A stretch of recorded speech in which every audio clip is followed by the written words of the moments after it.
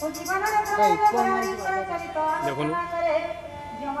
ଚର୍ଚ୍ଚା କରନ୍ତି ନାହିଁ କାରଣ ତାଙ୍କର ଆତ୍ମା ଜନ୍ମ ମୃତ୍ୟୁ ଚକ୍ରରୁ ମୁକ୍ତ ହୋଇଯାଏ। ଶାସ୍ତ୍ର ମଧ୍ୟରେ ଗୀତାର ସ୍ଥାନ କେଉଁଠି? ଏହା ଏକ ନୀତିଶାସ୍ତ୍ର, ନା ଯୁଦ୍ଧଶାସ୍ତ୍ର, ନା ଧର୍ମଶାସ୍ତ୍ର? ଯଦିବା ଦୁଇ ସେନାବାହିନୀର ମଧ୍ୟସ୍ଥଳରେ ମହାଭାରତ ଯୁଦ୍ଧର ପ୍ରାରମ୍ଭରେ ଗୀତା ଶାସ୍ତ୍ରର ଅବତରଣ କରାଯାଇଛି, ତଥାପି ଗୀତା ଯୁଦ୍ଧଶାସ୍ତ୍ର ନୁହେଁ, କାରଣ ଏଥିରେ ଅର୍ଜୁନଙ୍କୁ ଯୁଦ୍ଧ କରିବା ପାଇଁ ପ୍ରବର୍ତ୍ତନା ଦିଆଯାଇ ନାହିଁ। अर्जुन युद्ध निमंते कृत संकल्प होई आसीथिले। केवल सदान आसक्ति जनित मोह तांको स्वधर्म विच्युत कराइबाकू बसिथिला। गीता शास्त्र तांकर मोह दूर करिबा निमंते अभिप्रेत थिला। भगवान श्री कृष्ण अर्जुनक मध्य सकल मानवक उपदेश देइछंती। प्रत्येक को स्वधर्म पालन करिबा पई से कहिछंती। गीता एक धर्मशास्त्र नुहे, कारण एथिरे कोनोसी धर्मर प्रचार करा जाई नाही। एपरिकि जे वैदिक धर्मर पृष्ठभूमि गीता रचित होईछि, सेही धर्मर कर्मकांड को गीतारे समालोचना करा जाईछि। गीता मानवर अंतःकरण को सत्य दर्शन कराइबा पई अभिप्रेत। एमे एक निर्दिष्ट धर्मर शास्त्र बोली कहिबा युक्तियुक्त नुहे। यह समग्र मानव जातिर शास्त्र अटे। अनेक नीति उपदेशर भंडार हेले मध्य गीता एक नीति शास्त्र नुहे, कारण केतेक निर्दिष्ट नीतिर प्रणयन एही शास्त्रर उद्देश्य नुहे।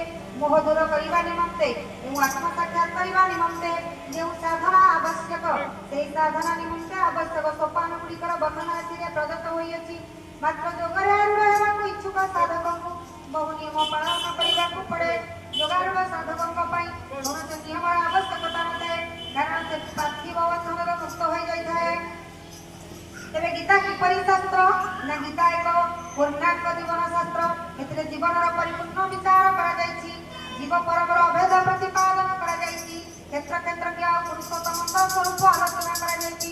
यह प्रत्येक मानव निमित्त उपादेय तथा अपरिहार्य। कुरुक्षेत्र संसार प्रतीक। कौरव माने हेले अधर्म और पांडव माने हेले धर्मर प्रतीक। ए संसार रूपक कुरुक्षेत्र मध्य सर्वदा धर्म और अधर्म मध्य संघर्ष लगी रही। मृत्यु सहित अनवरत संग्राम करी करी जीवन तार सत्ता बजाय रखुची। धर्म जीवनर पोषक, अधर्म है विनाशर हेतु। धर्म प्रवृत्ति एवं अधर्म निवृत्ति, ये दुईटर भित्ति मानव समाज प्रतिष्ठित। धर्म सर्वदा समाज सुस्थित हुए एवं अधर्म अव्यवस्थित हुए। वैदिक गुण संपन्न लोके धर्म पथरे गमन करती। आसुरिक दोष संपन्न लोके सर्वदा अधर्म पथरे गमन करती। आसुरिक स्वभाव लोक मैंने निजर स्वार्थ साधन निमित्त सामूहिक कल्याण प्रति दृष्टि दियंती नहीं। सेमाने परिवार एई मानकर विलास वासना करता ताले जीवन सफल होला बरे सेमाने बुझंती। सेमाने कुट कपटता अवलंबन करी समाज को निजर कामना करण निमित्त व्यवहार करती।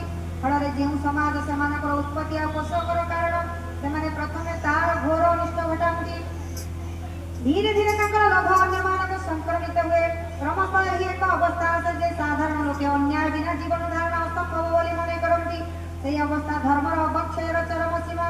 तार परवर्ती अवस्था होची संघर्षमय अवस्था, जहाँकि ध्वंस को डाकी आने। सेतिकी बेले लोके धर्म और न्यायर महात्म्य उपलब्धि करती। सेमाने अन्य न्याय पर होई धर्मरक्षक भगवान का शरण पसंदी। फल भगवान धर्म संस्थापन पाई अवतार ग्रहण करती। दुष्टमानकर विनाश घटे, संघमाने सुरक्षित रहती। धर्म संस्थापित हुए, समाज सुव्यवस्थित हुए। जुगे जुगे यही धारणा विच्छिन्न भाव चली आसी चली गीतार सत्य स्पष्ट भाव में बुझाई दि जाएगी।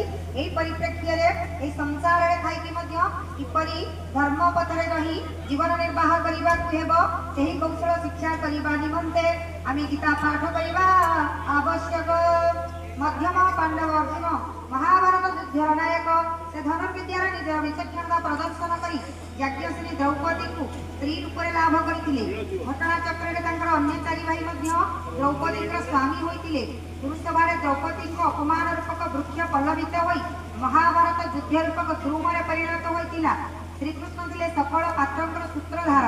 ए सब रहस्य कौन ना? पांडव पांच भाई एक शरीर मध्य विभिन्न शक्तिर प्रतीक।